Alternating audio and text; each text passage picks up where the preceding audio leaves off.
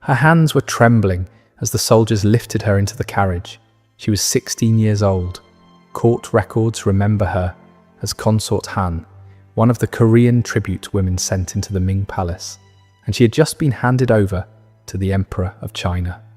Her mother wept as she signed the document. She couldn't write, so she used an ink mark. One less daughter to feed, one less mouth in times of famine.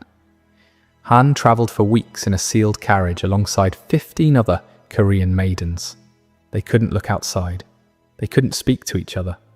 One girl who tried to escape was brought back with her hand crushed. She died of infection days later. Her body was left at the side of the road. The others learned the lesson. Resistance was not an option. When the gates of the Forbidden City closed behind her, Han discovered that serving the Son of Heaven had nothing to do with honour. She would live 16 years inside those walls. She would watch an entire harem disappear in a single night. She would beg to see her mother one last time, and she would die in white silk. Subscribe if you're new, and leave a like if you want us to keep unearthing these stories, because what comes next is worse. Han's story began the way tens of thousands of others did, with a system designed to harvest young women like crops.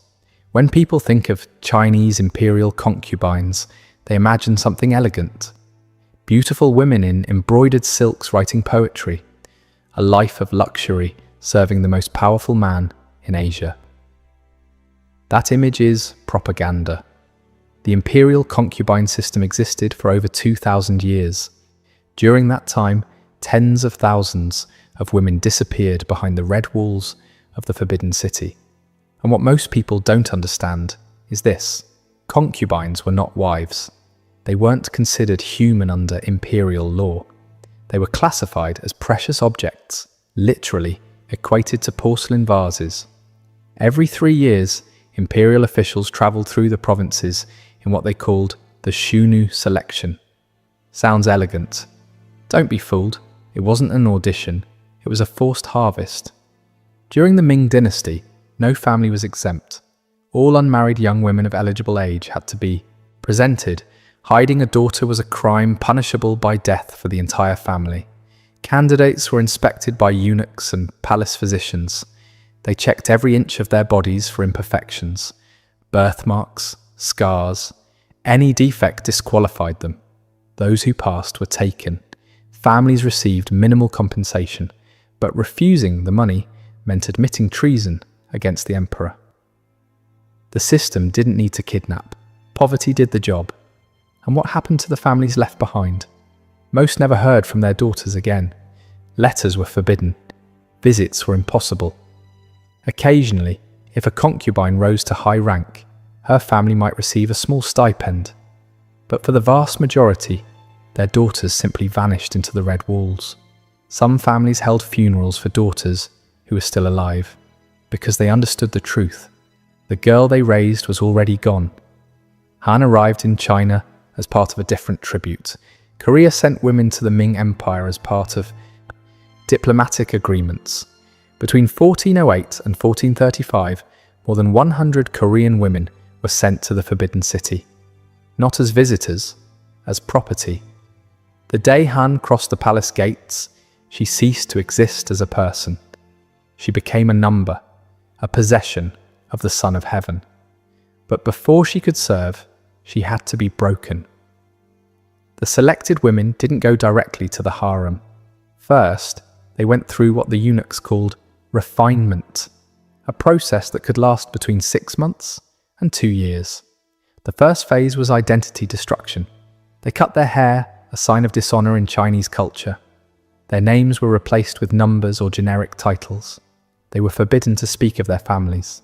Mentioning their mother resulted in physical punishment. Any personal possession from home was confiscated and burned. The women slept in barracks, 20 to a room. They were woken before dawn.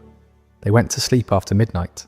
For months, they existed in a state of exhaustion so complete that Harita resistance became physically impossible. The second phase was submission training. The women learned dozens of different ways to bow. They practiced 8 hours a day. If a bow was poorly executed, They were beaten with bamboo rods on their legs. Many carried those scars until death. They learned to walk without making noise, to keep their gaze lowered, to respond without being asked, to exist without taking up space, to smile when they wanted to scream. One training manual from the Qing Dynasty lists 47 different rules for how to stand in the emperor's presence, 47 ways to exist in a single moment. Violation of any rule meant punishment.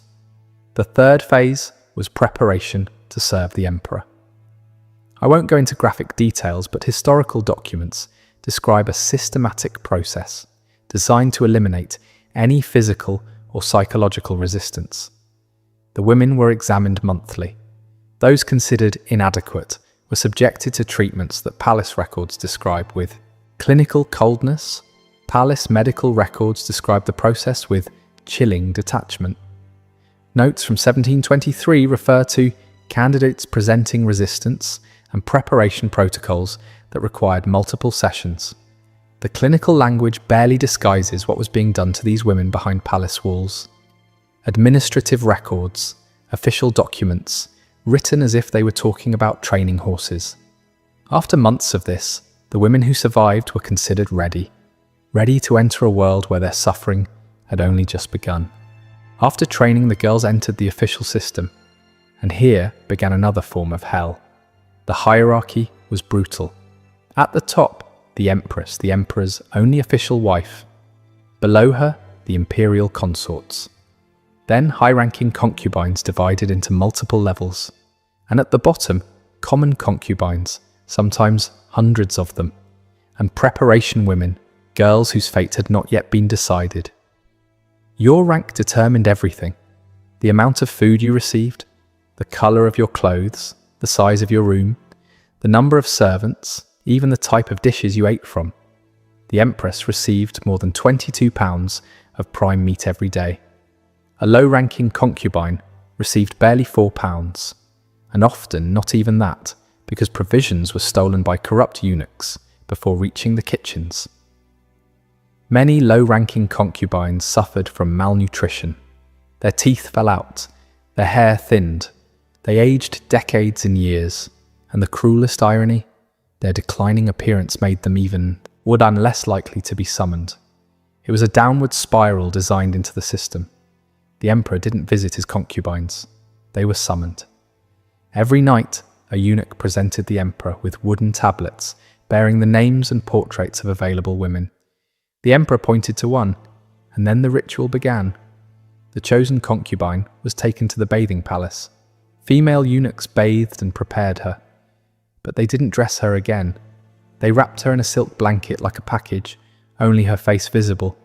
Why? Because a clothed woman could hide a weapon. 2 eunuchs carried her to the imperial chambers.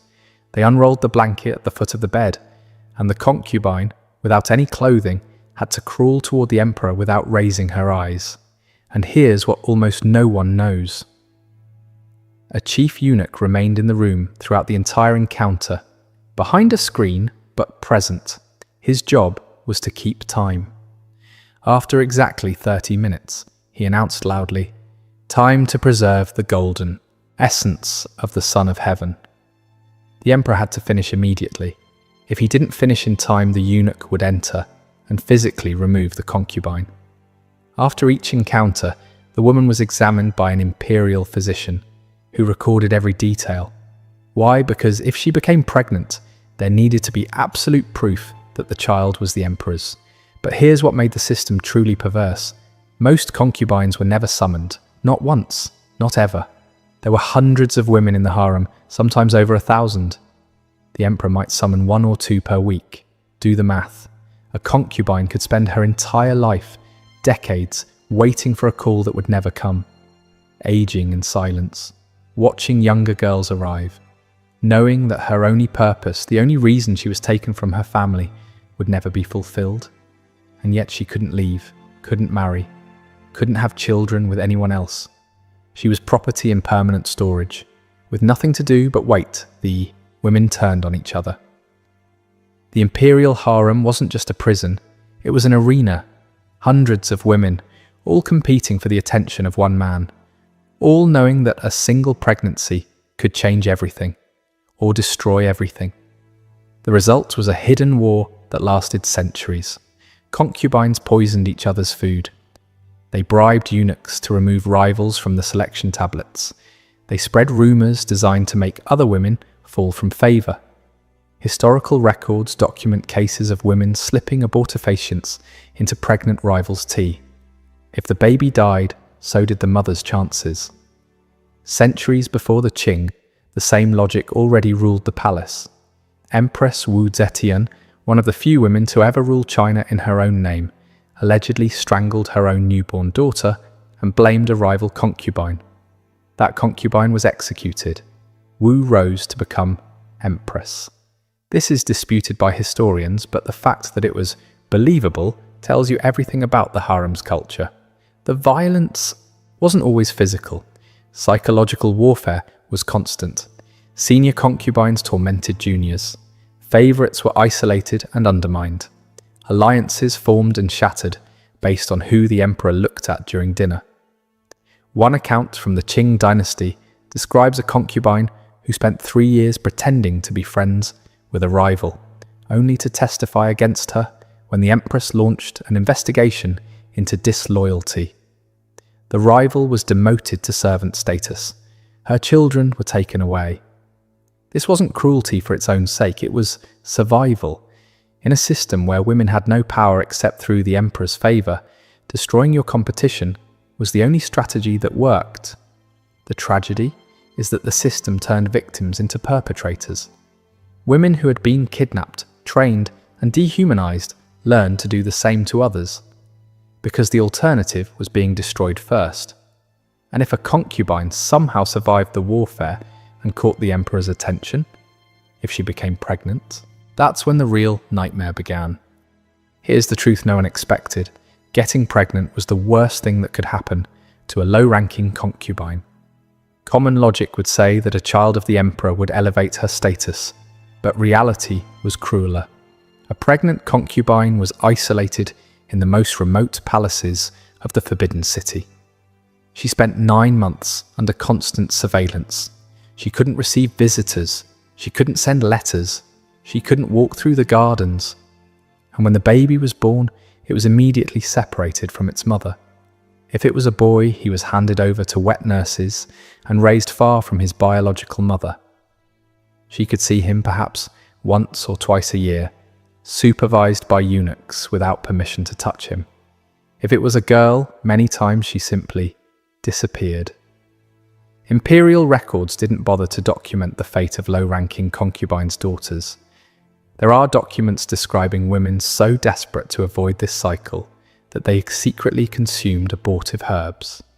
They preferred risking death rather than bringing a daughter into that system. And if a son died, the mother was often blamed, accused of negligence, sometimes accused of murder. Even when children died of common illnesses, the mother could be demoted, exiled to remote palaces, or worse. One concubine during the Qing Dynasty lost 3 children to smallpox. She was accused of having poisoned karma and spent her remaining 40 years confined to a single room, forbidden from seeing any other member of the imperial family. Her crime was burying her children. Her punishment was dying alone. But as cruel as daily life in the harem was, nothing prepared the women for what happened in 1421. In 1421, Emperor Yongle had just inaugurated the Forbidden City. It was the peak of his power. And then, a rumor destroyed thousands of lives. One of the emperor's favorite concubines was found dead. Officially, she was declared poisoned. But rumors said something else. They said she had taken her own life after an affair with a palace eunuch. And that the reason was the emperor's impotence. Yongle went mad. Humiliated, paranoid, he ordered an investigation. But he wasn't seeking justice. He was seeking to silence everyone who might know the rumor. In a single night, 2,800 women of the harem were executed. Not just concubines. Also servants, cooks, laundresses, any woman who might have heard something. The method was death by 1,000 cuts, a form of execution designed to prolong suffering. The executioners were told to make it last. Some victims took hours to die. The screaming could be heard throughout the palace complex. Girls as young as 12 were included in the massacre. Women who had served the palace for decades, pregnant concubines. It didn't matter. Anyone who might have known. Anyone who might have talked. By dawn, the courtyards had to be washed with buckets of water carried from the palace wells. The same wells where, in later years, so many women would choose to end their own, or saw lives. There is no official record of this event in imperial documents. The Ming court erased it from history, but the testimony of Lady Kui survived, a concubine who was outside the palace that night, visiting a sick relative. She escaped the purge by accident. Years later, Lady Kui dictated her account to a Korean envoy. She described the scream that lasted until dawn. The courtyards slick with blood. Eunuchs dragging bodies through corridors she had walked every day. She named women she had known, girls she had trained alongside, friends who had shared her meals. Her testimony was preserved in Korean diplomatic archives, where Ming censors couldn't reach it. It remains one of the only first-hand accounts of what happened that night. Lady Kui herself didn't escape for long. When Emperor Yongle died 3 years later, she was among the women selected for accompanying sacrifice. Her last recorded words, preserved by the same Korean envoy, "I survived the night of blood only to die in silk." Han, the young Korean woman from our story, also survived the massacre. She was among the few who weren't executed, but her relief was short-lived. 3 years later, when Emperor Yongle died, Han was included in the list of women selected for eternal honor. During the Ming Dynasty, there was a practice called shunzang,